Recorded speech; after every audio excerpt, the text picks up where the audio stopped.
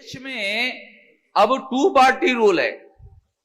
मैंने आपको कहा था कि वन पार्टी रूल को डेमोक्रेसी नहीं माना जा सकता, मगर भारत में टू पार्टी डेमोक्रेसी है। ये टू पार्टी डेमोक्रेसी कौन सी है? कांग्रेस जाती है तो बीजेपी आती है, बीजेपी जाती है तो कांग्रेस आती है। अरे दुनिया को क्या दिखता है? टू पार्टी डेमोक्रेसी दिखने में क्या दिख रहा है? ये टू पार्टी डेमोक्रेसी है। तो टू पार्टी डेमोक्रेसी को तो कम से कम डेमोक्रेसी मानना चाहिए। मेश्राम जी, आप वन पार्टी को नहीं मानते, टू पार्टी को तो मानो।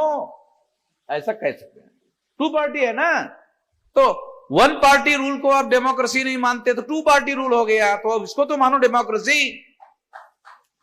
ऐसा कुछ लोग कह सकते हैं, मगर मैं आपको बताना चाहता हूं कि कांग्रेस पार्टी ब्राह्मणों ने बनाई, भारतीय जनता पार्टी ब्राह्मणों ने बनाई, तो इसको माइक्रो लेवल पर एनालिसिस करो तो रूल तो ब्राह्मण जाति का हो रहा है, डेमोक्रेसी का है।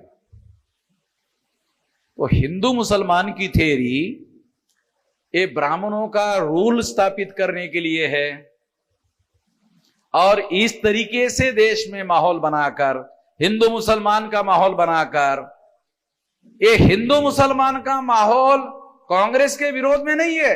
आप लोग, कांग्रेस के लोग ऐसा शो करते हैं कि वो उसके विरोध में नहीं है, उनके फेवर में क्या है कि टू पार्टी रहेगी, उसमें हमारी पार्टी तो रहेगी, कांग्रेस रहेगी।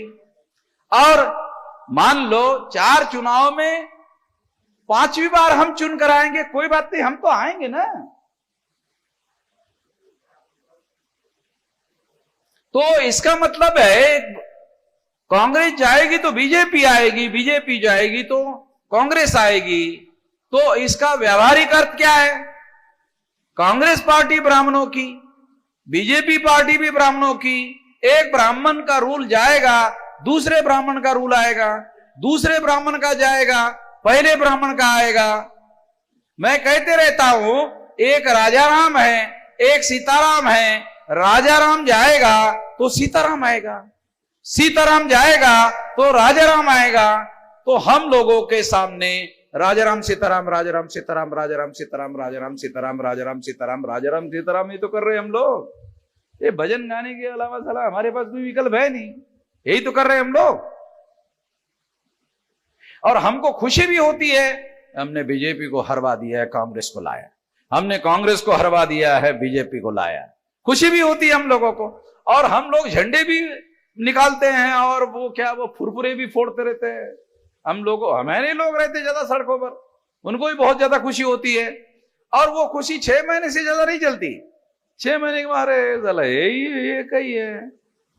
तो राजाराम सीताराम जब ये कही रहेगा, रूल ब्राह्मणों का रह रहा है, ब्राह्मणों के रूल में परिवर्तन नहीं आ रहा है। अगर ब्राह्मणों के रूल में परिवर्तन नहीं आ रहा है तो डेमोक्रेसी बहुत ज्यादा भयंकर स्थिति में भारत में फंसा दिया गया है।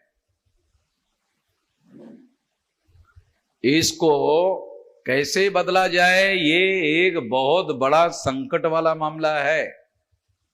मैं आपको निराश करने के लिए नहीं कह रहा हूं, मगर इसके लिए बहुत बड़े क्रांतिकारी आंदोलन की जरूरत है। इतना ज्यादा मामला फंसा हुआ है, क्योंकि इन मुद्दों पर कांग्रेस बीजेपी, बीजेपी कांग्रेस एक है, कोई तीसरी शक्ति का उदय नहीं होना चाहिए। इसके बारे में कंसेंसस है उनका, इसमें वो चेंज और परिवर्तन नहीं होने देना चाहते। तो इसके लिए बहुत भारी आंदोलन की, जन आंदोलन की, बहुत बड़े आंदोलन की जरूरत है। और ये जन आंदोलन जब तक नहीं होगा, इस परिस्थिति में बदलाव होगा ऐसा मुझे नहीं लगता है।